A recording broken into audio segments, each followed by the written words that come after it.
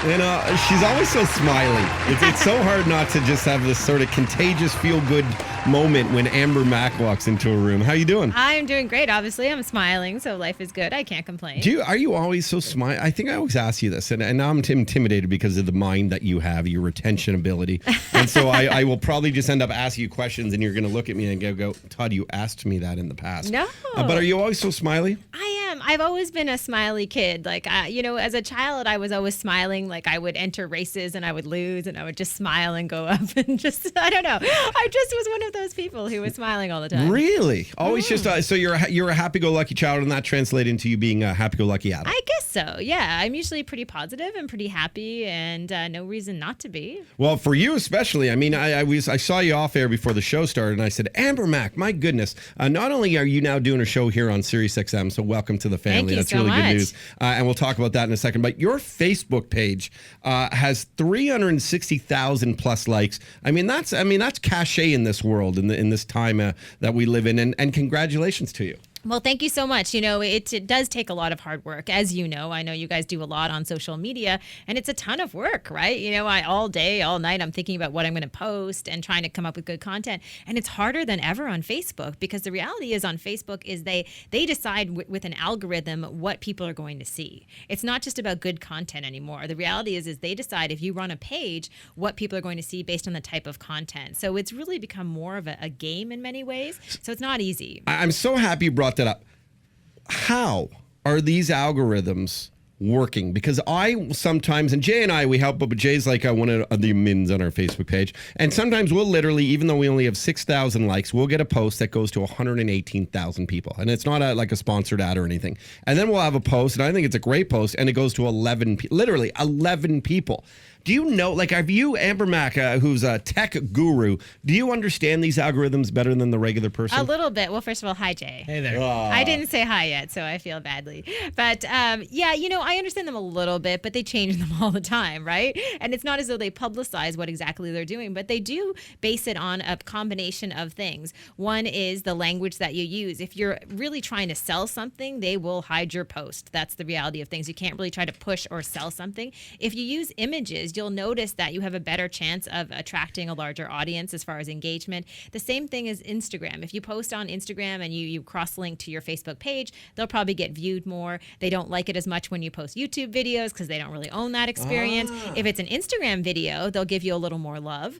If people spend a lot of time on your post because somehow there's long content or interesting things, they'll say, okay, wait, it looks like they have interesting content because someone's stopping when they see this post and they're spending a long time. So maybe you're better off writing a longer post and not just like, hey, check this out or whatever, right? They're not going to give that a lot of love.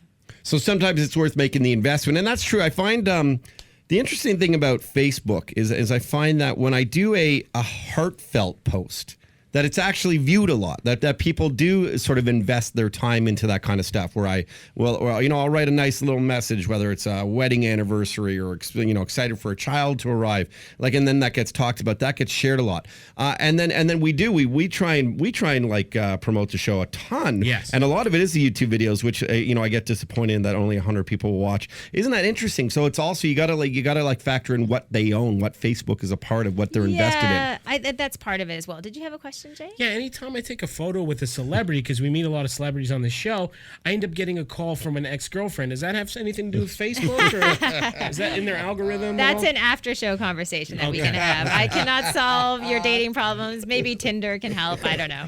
But it's a tougher game, right? They've made it more difficult.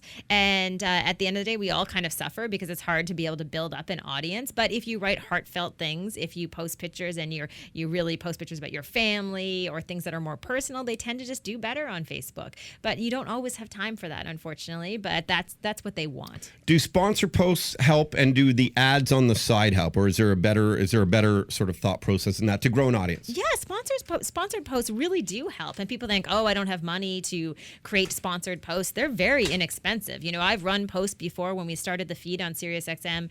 The reality is I ran an ad and it cost me maybe $66 to run the ad. My reach was well over 100,000 people. I got lots lots of interaction on that post. Plus, I can target, right? I can go into the Facebook ad component and I can say, hey, I want people this age in these countries, and they make it easy to do that. There's no other social media platform that allows you to do that, but Facebook. That's why they have the most potential, I think, long term to continue to make money. Yeah, actually, I was talking with one of my buddies who's like one of these media account managers, and he said it's amazing. And I won't say the company, but the amount of money that they have in the multis of millions of dollars to do advertising. Like 80% of it now is focused on Facebook. And I mean millions of dollars for sponsored posts and stuff. It's the way of the world, and it's because of that direct targeting. And they really can figure out every single number that's hit it. They can do all the metrics on it, where you can't really gauge it that well for they know TV anymore and stuff. Now I'll tell you guys something right now. You guys are shooting a video behind the scenes. You don't have to take this video, but you could take another video, upload it natively to Facebook. So don't do a YouTube link. Upload to Facebook, and you'll get better results there, I guarantee you, than you'll get on YouTube. Interesting. So what you do is you basically take the video off of someone and then you rip it and then you put it back on. Yeah, or let's say typically we shoot videos, right? And we think, okay, I'm going to upload it to YouTube and then I'm going to post a link on Facebook. What I'm saying is you shoot a video and you go to upload video on Facebook and you upload natively. That means directly to Facebook. Okay, so we don't do the YouTube channel. You could still do it. But I want to grow the YouTube channel too. I'm so confused. But why? Here's the thing. I say this, but why? Do you think YouTube perhaps is getting to a point where it's overly saturated? It's hard to grow an audience. But who's the next big video game in town? It's Facebook.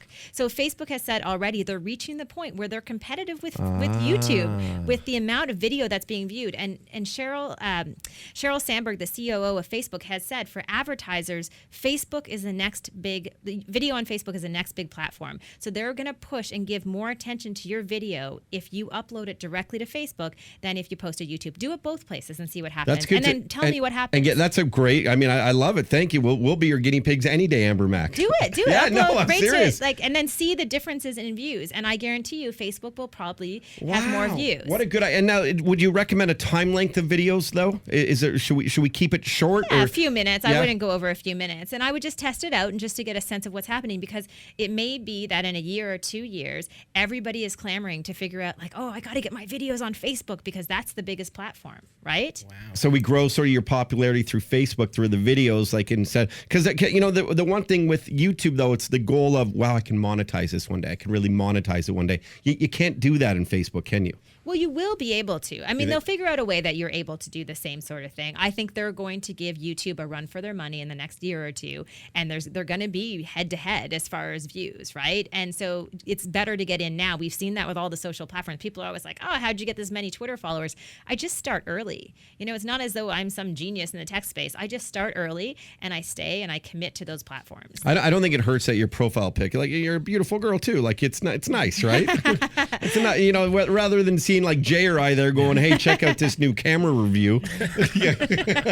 I do have professional headshots as well, so that helps. So you got exactly. The presentation's a little bit about it.